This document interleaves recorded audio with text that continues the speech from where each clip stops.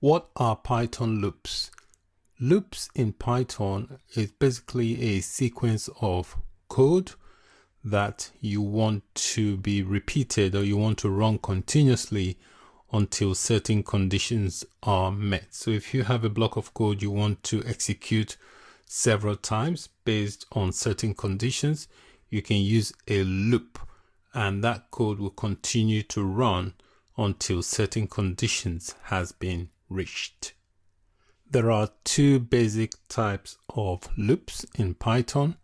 We have the while loop, which are basically used to execute a set of code continuously until a condition evaluates to false. So as long as the condition within the code is true, that block of code will continue to execute. The next type of loop is called a for loop, which is basically used to iterate over a list of items.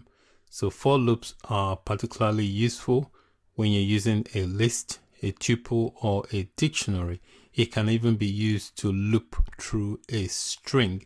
So the for loop, if you want to iterate and say print out certain elements or all the elements in a list, you can use a for loop to iterate over that sequence. I've created a new notebook. Inside the notebook cell here, I've added some code to illustrate how the while loop works. So with a while loop, you have to have an initial starter point.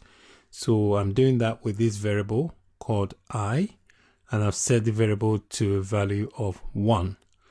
So now that we have a starting point, you can now start the while loop. So to implement a while loop, you type in the keyword while, and then you specify the conditions you are trying to check for. So I'm saying this variable I, as long as this variable I is less than 7, I want this print function to keep printing the value of I.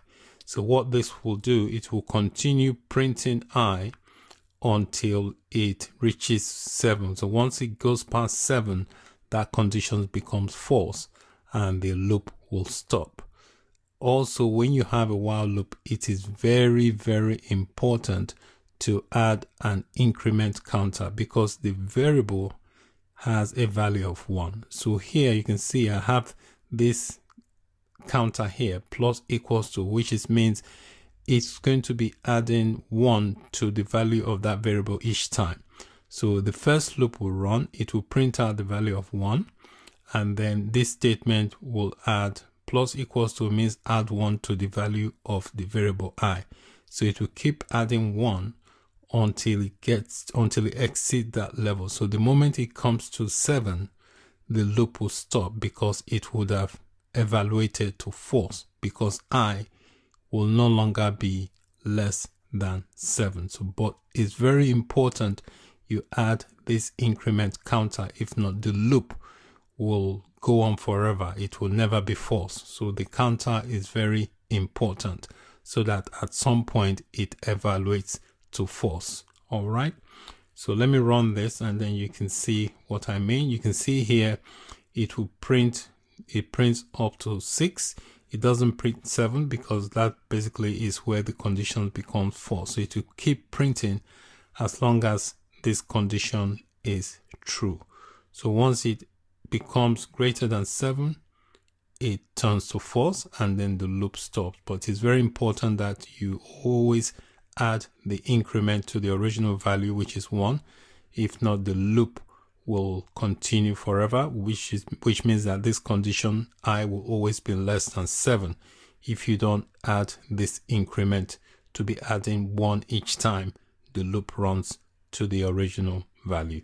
I've added some code here into this second cell to illustrate how to use the break statement with a loop. So the break statement basically is used to stop a loop even if the while condition is true. So here we can see the counter I, the variable I is equals to 1, and I'm setting the while loop to say while I is less than 7, I want it to print the value of I. And you can see here the increment counter is very important so that the loop will eventually evaluate to false and it will stop running. So you can see here I'm adding a break statement. So I say if when I becomes equals to 4, I want there to be a break.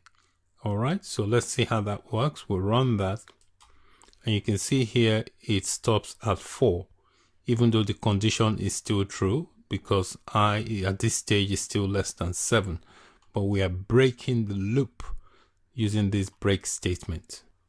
You can also have the continue statement, which you can use to continue from where you stopped within the current iteration of that loop. So the continue works slightly different from the way the break statement works. So here we've got the variable I equals to 0, and we're saying that while I is less than 7, here you can see we are adding the increment here because the initial value is 0, so we are now increasing the value to 1. And here we're saying when I becomes 4, continue, and then we're telling it to print I.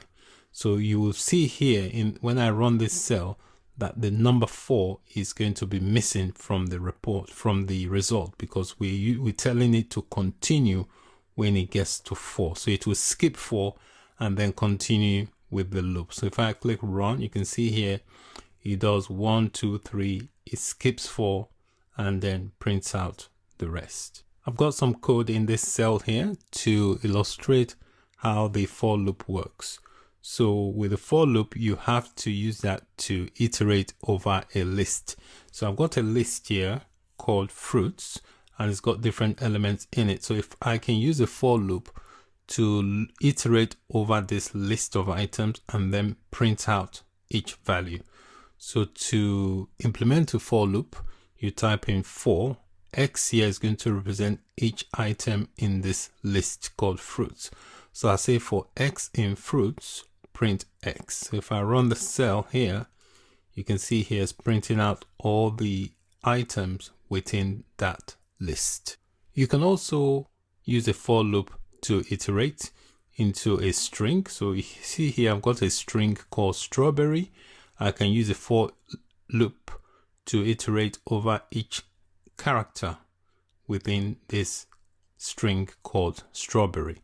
So if I run that, you can see here it's printing out all the letters that make up the word strawberry. You can also have a nested for loop, which is a loop inside another loop. So here I have two lists. The first is called ADJ and the second is called fruits. They both have 3 items. So here I'm implementing a for loop. So I'm saying for X in the first list called ADJ, X will represent each item. And then the second loop, I will say for Y, Y represent each item in the list called fruits. So I'm using the print statement to print X, which will print all the items in the list X and the items in the list called Y. So if I run that to make more sense, you can see here it's saying red, which is this value, and then apple for the other one, and so on. Okay, so that's basically how a nested for loop works. It's a loop inside another loop. In this video, we learned about Python loops. Thanks for watching. Bye for now.